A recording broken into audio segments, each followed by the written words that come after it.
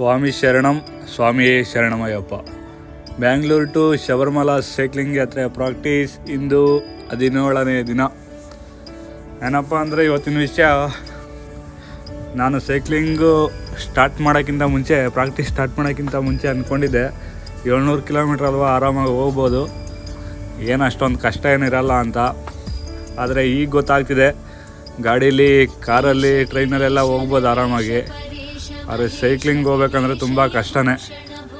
ಈಗೆಲ್ಲ body pain, ಕಾಲೆಲ್ಲ ನೋವು, ಆ ಥರ ಎಲ್ಲ ಕಾಣಿಸ್ಕೊತಿದೆ.